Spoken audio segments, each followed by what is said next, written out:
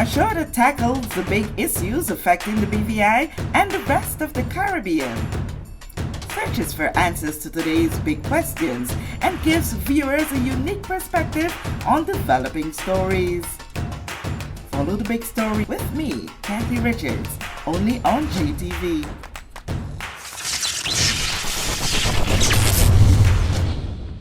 This is the big story. I'm Kathy Richards. I want to thank you so much for joining us for this edition. On set with me is no one that is strange to this set, but in this season, she's here on a different mission, and that is to talk to us about her running again for elections here in the Virgin Islands. Would have run made attempts before, was not successful, but perseverance and being true to why you want to do this is the reason why you're here. I want us to welcome Shaina Smith Archer, bright and beautiful, smiling brightly, seeing that you're ready. Yes, ma'am. Thank you, Kathy. Thank you for having me. Awesome. So you are a candidate in the upcoming elections that is scheduled for April 24 this year. Right. You're going as an at-large candidate with the Progressive Virgin Islands movement. You have been with this party since it got started, and you're here now. Back again. Back again. Yes. But we want to start off in getting to understand Shaina, the daughter of Miss Belviana Smith. Miss Belviana, hi. Well, we had the conversation before this conversation, and you know, we were hearing a little bit of the other side, the support, the strength that is behind Shaina. Tell us about Mama and how she got her daughter. Well, you know, Kathy, I was sharing this story about, you know, how I got into politics actually last week. And, you know, I was saying to them, my first political speech actually was probably my valedictory speech when I graduated in 1993. Really? Really, because an uncle of mine, he's actually one of my mother's brothers. You know, he helped us use that as an opportunity to kind of advocate for changes in our community. So while, you know, I congratulated my classmates and, you know, kudos to the parents who helped support us, it was something though that, you know, we were talking about some of the issues that we feel, you know, this was opportunity. All the government officials are there, you know how graduation is for high school. That's like a community event. So, and I actually got a standing ovation, I might add, because it was something that really resonated. And, you know, over the years, growing up, even, you know, up until that point, I've always seen my mom being community-minded. She volunteered with the Girl Guides. I was involved in the Girl Guides.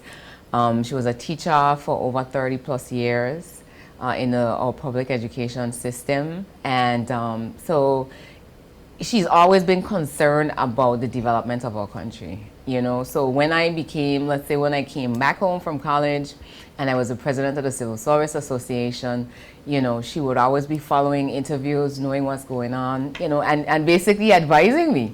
So, you know, I was sharing with you the story that last night she gave me some notes on what platform. So, yeah. So it means a lot seeing it like this. So here what happened. So I gave my mother this, right? Because my platform is about quality infrastructure for good quality of life. So with that now, of course, you know, she was saying to me, well, why isn't education on here? And you need to talk about the environment. And I was like, well, you know, the team, we focusing on different areas. So infrastructure is mine because of my engineering background. So she went through it and she gave me her thoughts. So I'm going to be talking, you know, looking at it. And again, it's things that we've always talking about. And that's one of the things where, you know, my mom is very near and dear to my heart. I'm her only daughter. I have other sisters by my dad, but you know, I grew up in a household with a boy ahead of me, a boy behind of me. So I was in the middle. So that's, you know, one of the things where it wasn't that she, I would say, like spoil me or treat me any different, because I tell people my mother was all about gender equity. Everybody had to learn to wash, iron, wash the dishes, clean the bathroom. Brothers, sisters, everybody. So, you know, that was the type of upbringing that I had, and it was always to be, you know, concerned about, you know, the person next to you, concerned about your neighbor, looking out for your neighbor, because that's how she grew up and therefore that's how she raised us. Awesome. I learned something more there about you just now when you were giving that little background that you were the valedictorian for your Yes. school when you graduated high school. Give us a Yes. little bit about you, the student in school, and acing it to the top like that. So I love to read, and that again was something my mother passed on in us. So with that, I always found time to be in the books, do the homework, and still had time to, go out and have fun and, play with my cousins. But in high school, I don't know what it was. I just, a lot of it was just reading. And when we were putting the track for CXC, we were hitting the books, and we just, amongst my classmates and I guess we just used to encourage each other and to always be top. And that's what it came out to be. So it wasn't anything where, I went into school and that's all I was concentrating on. I actually was valedictorian in primary school as well. Oh, Yes. okay. You got a track record. College was a different story though. Okay, well, we good. College, my engineering classes, those physics, oh my goodness, those things, they kicked my butt. But, I persevered because that science and maths was always what I loved in school, understanding how things work. Last night, actually, someone was asking me about my engineering background and like how I got into it. And someone with me was trying to explain, and I was like, nope, that's not why. I said, my father, it was a mechanic.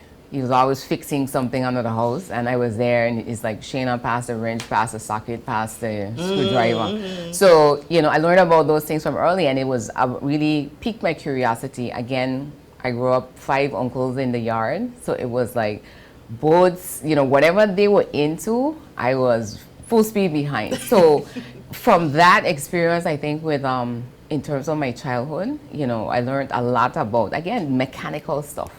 Because there was always something going on around me. So. Okay. But there is one thing that I have realized with you, and I would have heard that several times repeated by many other persons, that Shaina is one that can organize. She is, and I try to pull a little bit of it. It isn't even one third. Yes, we talked about your calendar. Okay, you remember, right? I found it so impressive that you can structure, you can organize, and I'm still doing really bad with it. I'm really bad with it. Yeah, but talk to us about your ability to be this organized. You, despite what is going on around you, you can set a calendar and keep yourself organized. Yeah, in every situation, a rain may delay you for 5 minutes for an event, but you are one of the persons that you can safely say turns up on time. Well, I think for me, one of the key things, again, instilled by my mom is about, if you're going to do something, do it well, right? So over the years, in terms of developing my leadership skills, it really was, I read a lot of books about, being how to be an excellent leader. And I remember this one book I read that talked about, there's no such thing as time management. Time is time. Everybody has 24 hours, right? It's about how we use it. And through that is where now I started to manage my schedule, not my time. So it would be, I need to block out time to be able to, let's say, write project reports. Or if it's time for lunch, literally, I remember working in the public service and would miss lunch constantly. And of course, now the gas would have me for the rest of the day. And I literally had to put lunch in to say to people, nope, not available at 12 to 1 or 12:30 to 1:30, unless it's a lunch meeting. Okay. But apart from that, no, it would be like I had to start to manage my schedule. And with that, no, it came over where if I have projects as a project manager, I think that's probably the key thing, where we have to manage multiple projects oftentimes. And even within a project, there are different dynamics happening all at the same time. And as the PM, you are responsible for making sure things happen when they're supposed to, managing costs to make sure that all of that is in place. So I took those skills and I basically applied it to everything. So having worked in the Ministry of Finance, I think gave me an edge too in terms of starting to understand governance and, the importance of policy legislation to actually manage everyday life within a country, because that's all governance is. We're managing the everyday life of the people, and we're doing that through, we often use the word systems a lot, but it is about, what are the processes to start a business, You know, you have things like the trade license, the registration. So that's how I think about things, Kathy. I always look at it and I start to break it down. It's like, you know, there's different components, and then from there you start to pull it together to get the ultimate outcome. Okay, and we're going to go in different place as well. Another stage of Shaina that, you know, we necessarily don't get the chance to hear, so I'll take the privilege in this moment because I know you're not going to hold it back from me. Family planning. You're newly wed. Yes. You have no kids just yet. Is that part of your planning for life? Yeah, I hope so. Actually, I've been asked this because it's like some people were concerned about, you know, you're newlywed, you know. First and foremost, my husband, you know, he has my six when it comes to politics because we were childhood friends. We dated in college and reconnected back in 2019, and that's when we decided to, you know, let's go start this adventure. So he knew me as the politician in terms of, you know, and being community minded from way back. So that part of it, you know, I really appreciate and love him for, because it's never been about I have to choose between, and I have his support with anything. So when the kids do come along, I know I have his support. You know, I have to be like, well, honey, I'm running late in a cabinet meeting. You know, make sure the kids get dinner and do their homework. I know I have that level of support. So it is something, again, it's just going to be a matter of managing it. I mean, when New Zealand's president, Jacinda Ardern, she actually was pregnant, had her baby, and, you know, I saw an interview where she talked about, you know, how they had to put things in place to help support, and that's all it is. I think it's something, though, that because we have certain stereotypes in a community, that's where people become concerned. They're not going to be concerned if a man wants to start a family just going into politics or being politically active, because they figure, you know, it's a woman's role to raise a family. But it is two people that get children, and therefore they have both parents, right? Yeah. So therefore everybody has a role to play, and I really appreciate, you know, being able to kind of break that mold that persons have this perception that you don't want to. Because when I heard the story about Mrs. Millicent Morsa, when she first presented herself as a candidate on the Virgin Islands Party ticket, I think it was 1971, you know, some of the things that were said on the campaign trail was that, you know, she belongs in the kitchen. Why is she out here? So I flipped the script now, and I've been teasing men because I know, you know, they don't understand what I'm saying. I say, well, how is it we can run the house but not run the country?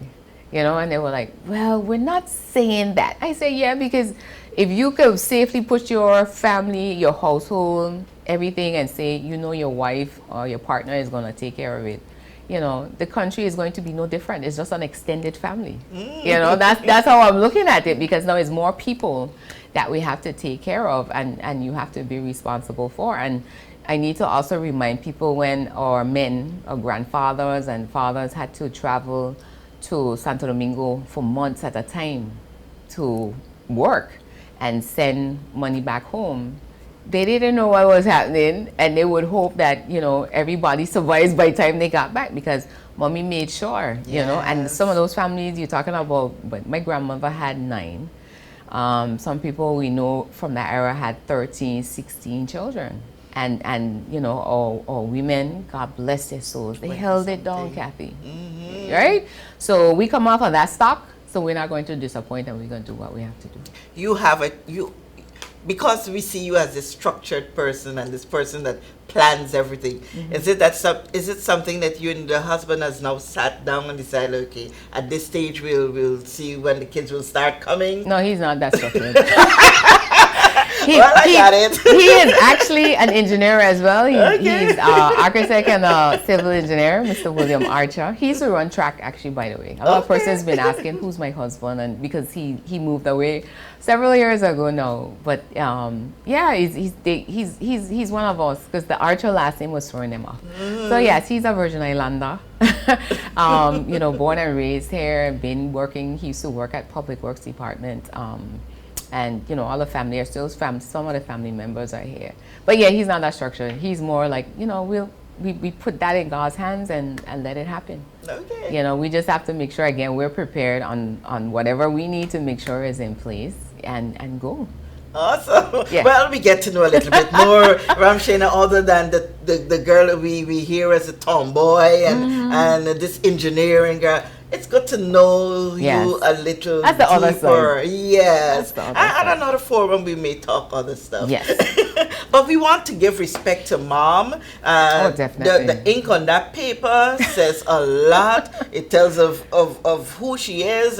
Some people are now going to be coming with an iPad here. Shayna deal with this, with it. But mama sat down with a Pen and exercise paper. book, not just any Yes, paper. yes, she has it's a an notebook. exercise book. It's a notebook with things on the line. So let's start with mommy's first point. Mom, this edition is for you.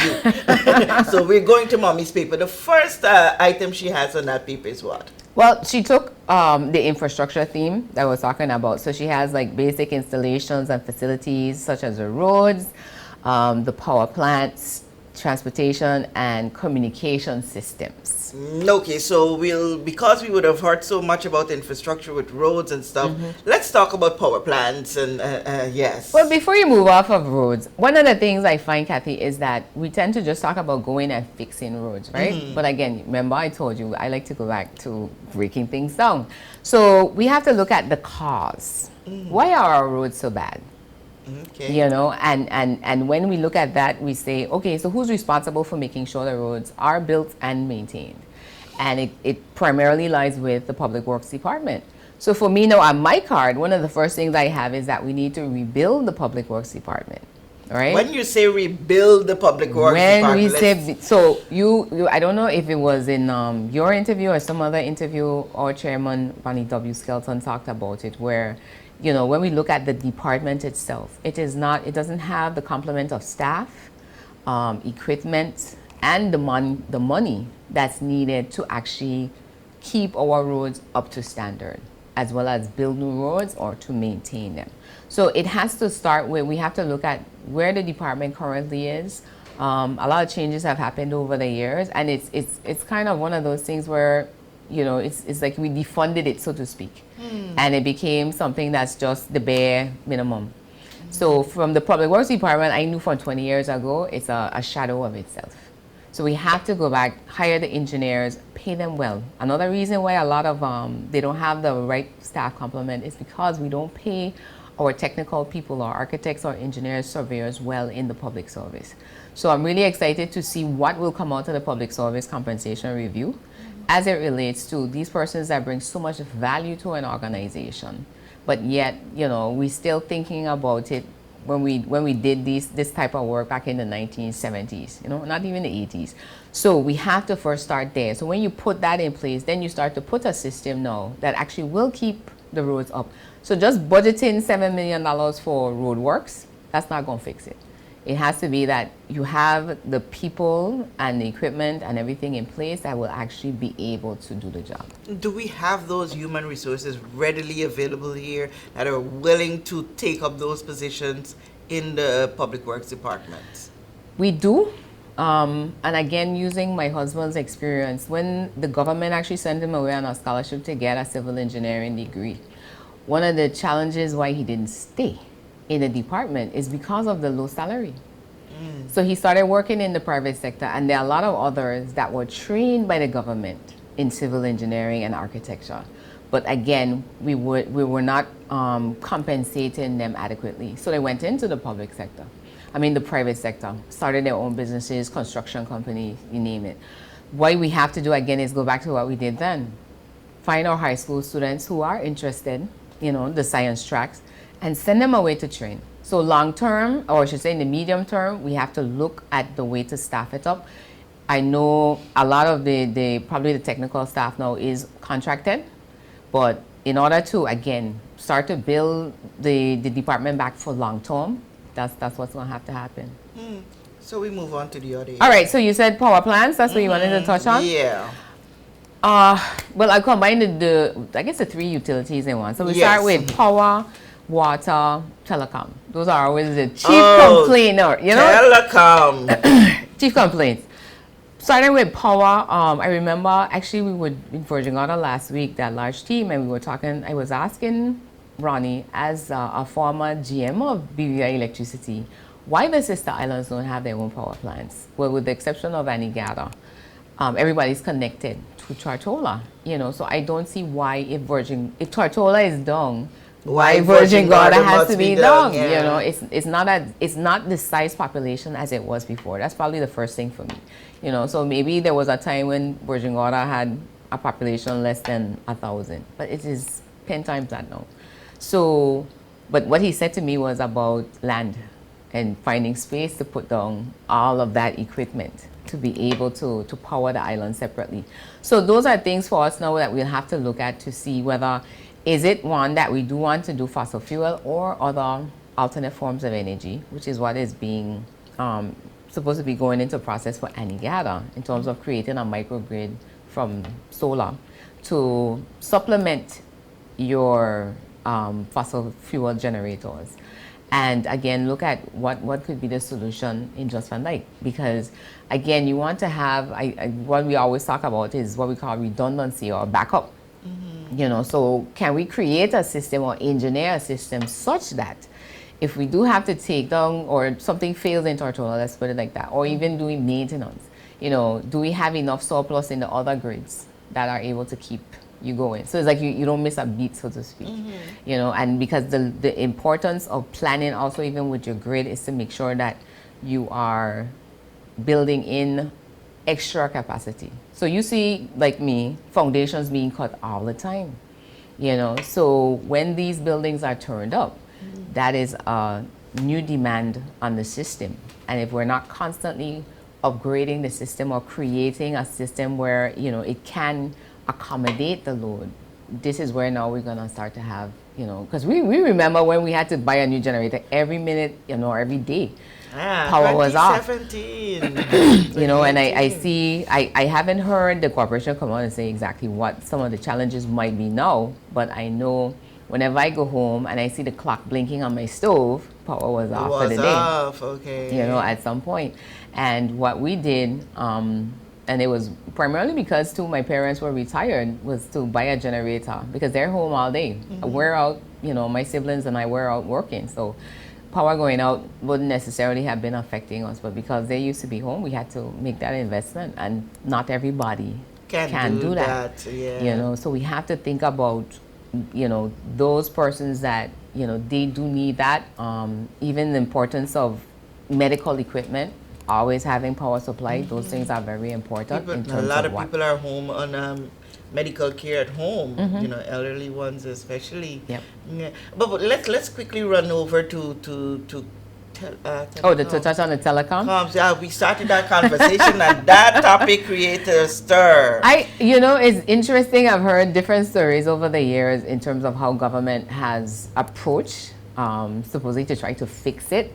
I remember hearing from someone they're a Virgin Islander, but they work with, I think it's Microsoft.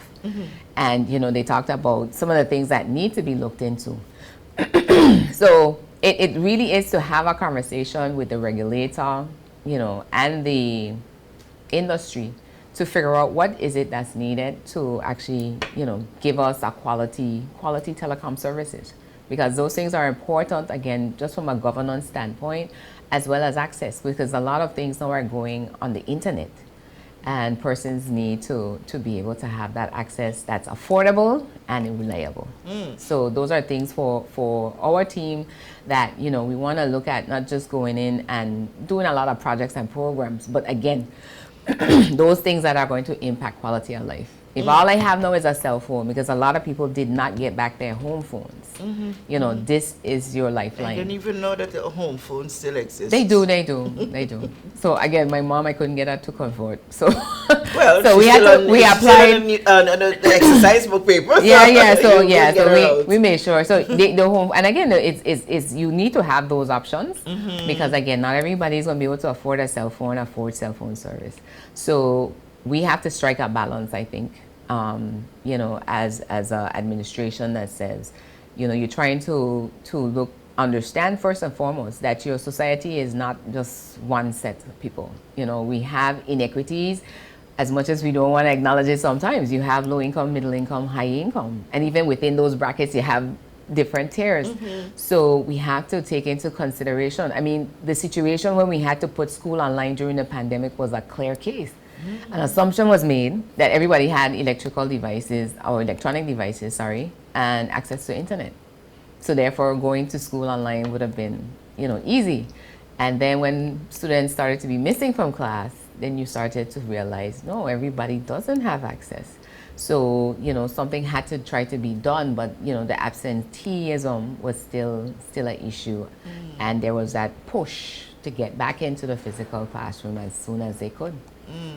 So we go down on the line, and Mom, I want you to bring up Mommy's paper. Okay, so Mommy's paper. Yes. So that's road network, transportation. Yeah. Even too with the roads, Kathy, I think too my perspective on it is I live at Frenchman Ski. Driving home at night around where we call the Bluff, right? No lights. I mean, like literally dark. So this is from Coxie to Fort Recovery. Oh, yes. And again, this has been something that we have lamented about, I would say, at this juncture, to get lighting on our roads. There are too many dark places on our roads, and as a matter of road safety, we need to see where we're going, because if not, we have to turn on the high beam, and that's not safe either, because then the glare is, getting into the other driver's eyes. Marcations on the road, all of those things, to me, if we're going to fix the roads, we're fixing them because we need to make them safer. We need to make them safer for pedestrians. So having sidewalks that are well kept, because, the other day I did a walk to, I think it was to Seacows Bay, and I literally had to get off the sidewalk because the bush was coming out. Yeah. So we have to look at things. I mean, my mother's father was, I think, what they call a road warden. So she tells me these stories. And essentially, he was a district warden in the District 1. So he was responsible for maintaining the seawalls, patching the roads. So these are things, again, we have to build up Public Works Department, put that main oversight structure in place, and then within the districts, these are job opportunities now that we can provide to someone to feed their family, and say, we put a crew together, and they're the ones now that are responsible for making sure that your roads stay safe, well maintained, and clean. Okay, but this thing just popped up in my brain. Why did you run for District 1 as opposed to at large? I remember in 2019 you ran at large as well, right? No, Or yeah, district? 2015 was when I ran in the district. Well, why did you? Well, here's the curious part about this whole story. So 2015, I ran in the district because the at-large seats were filled. So my focus from time I ran in 2011 was always that. But, I'm always going to be a hometown girl. And that's my focus. And persons did ask about it last year, if I would switch or consider switching. And it was something that I contemplated, spoke to my team, spoke to supporters about, the differences between the two, and decided to stay at large because, again, the national perspective I always have is that the country does well if every district does well, right? And I want to work for all districts. So, of course, yes, V1 is hometown, but it's important, I think, for me that we've seen in the past where individual districts are being built up, but then the overall country is still not as strong as it needs to be, and you're only as strong as your weakest link. But once you are elected a legislator, despite that you might be a district representative, you still work for all the people of the Virgin Islands. And that means you're still lobbying for all 9 districts. As a minister, you definitely have that national responsibility. That's a given. So that's where it is. So okay, so that's where we are. That's where we are. Give me the last point that Mom has there. So that's what she had. Food security, interestingly. Oh, okay, Mama, you on point. Yes. She has an interesting note here, and obviously I have to talk to her more about this, but she has here asked for assistance from Canada or the UK in terms of building up our agriculture. Because again, she comes from an era where they had what was called the agriculture station. And this is where you would go get seedlings and plants to take home now and do your own gardening, because it was food security at that point was more about on an individual basis. Now we need to look at again, national perspective. We have a lot of farmers. We have persons that do livestock. They're doing chicken. They're doing pig. And on a commercial basis now. So they're not just producing for themselves, but for others to be able to purchase. So we need to, again, look at where we are, what is going to be the agricultural policy? Because there's still a debate about whether we can grow food enough here to sustain us, right? Yeah, grow food. It might be a challenge because of the size of the population and the industries, especially the tourism industry with the hotels and the restaurants and stuff. Yes, it might be a little questionable if we can grow, but I am of the conviction that we can livestock. And when it comes to fish, there is no That's a doubt. no-brainer. There is We no need doubt. to build a fishing industry. Yeah. You don't need to be importing fish Yeah. here in the Virgin Islands. And that's the thing for me, Kathy, because if we're talking about tens of millions of dollars of food is brought in every year, if you're able to capture even just 10-15% of that, meaning that it's food that's produced locally, so therefore it's all people that are benefiting from it. Because when we purchase everything abroad, we're enriching another man's country. So if it's obviously, again, money is not the problem, because we have this money to buy the food. The supermarkets now are basically the supply chain, that's bringing it in. But as the consumers, when we total it all up, we're talking about tens of millions of dollars buying the chicken, the goat meat, mutton, all of these things that we used to and still do, but on a small scale. So the idea here is to, again, do the research, figure out, do we need greenhouses? So then that would be a part of the plan. We also would have the farmers that still are going to, do their embankments on the hillside, just like it was done back in the day, and produce, because it is something where, as long as the soil is still rich enough to support it, agriculture is something that's not going to go away. But its availability might be a challenge now. We have so much infrastructure that is taking up so much of land space. Taking up the space? Yeah. No, I looking at starting with Paraquita Bay, but then also do this in such a way, because there's a lot of undeveloped land, but because it's hillside, we tend to be fearful of it, which I don't know why, because the sugarcane plantations were on the hillside. They weren't down on the flat.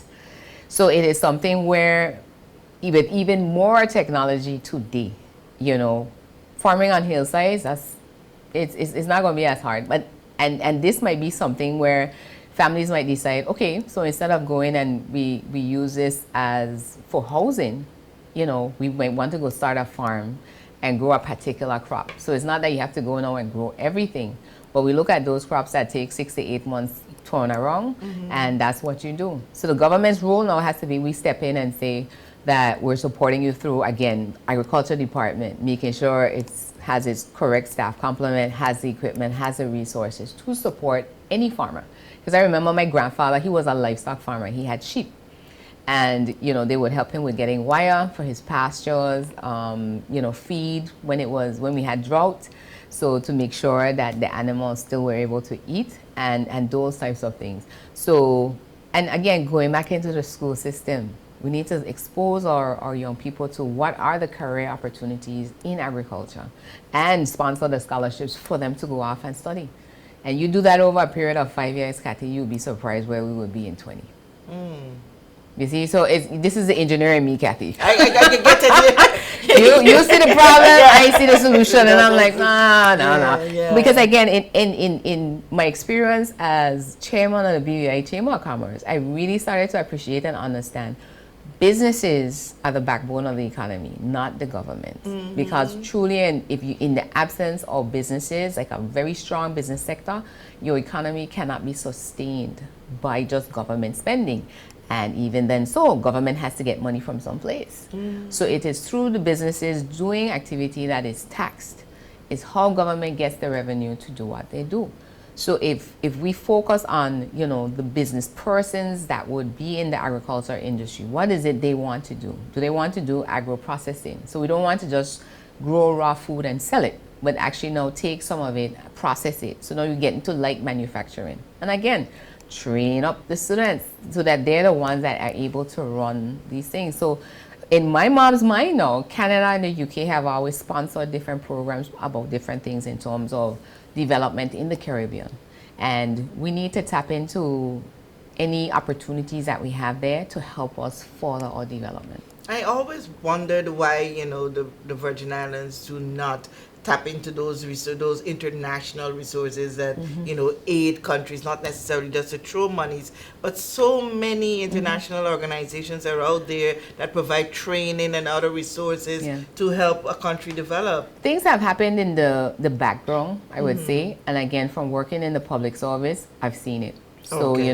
whether it's we go to workshops or trainers come in and do training for particular departments on different things, on different skill sets, that happens. I don't know if it happens at the level that it once did, because the example she used with me was, when she was talking about education, is what was called the Hull program. And what it was is that the Hull University out of the UK created a bachelor's degree program for the teachers here. And she was one of the beneficiaries of that, where, every break from school, she was in school. So the instructors would come down, they would do sessions with them for the couple of weeks, and in between there, they were responsible for turning in assignments. So that was like their first, it was almost like online, but it was hybrid.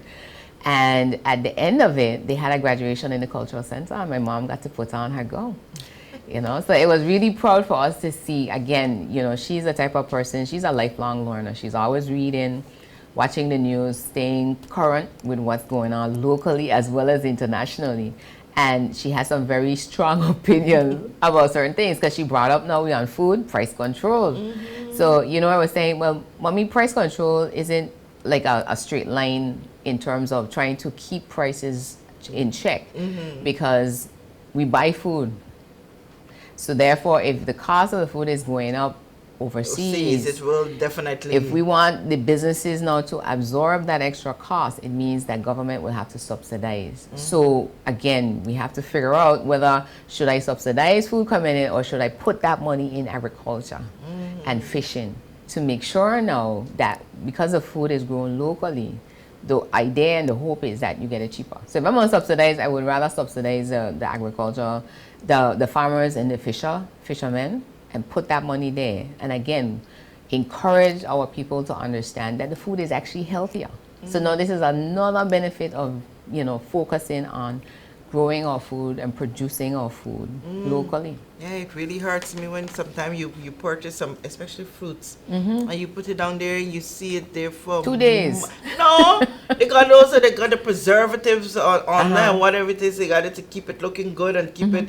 It looks pretty. It looks pretty, and it's there for months and stuff now. And well, until yeah, you decide to cut definitely, and go in, you see a different. That worries me. It does. What goes into your system when you eat these. Not just that, a lot of the foods are genetically modified, Yeah. GMO. So organic for us doesn't mean, again, we shouldn't be buying organic food.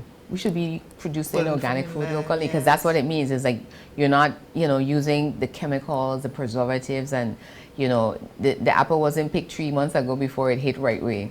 You understand? Because at that point, it is definitely not fresh, Kathy. Exactly. Definitely not fresh. Oh, and it's apples I really talk about so much.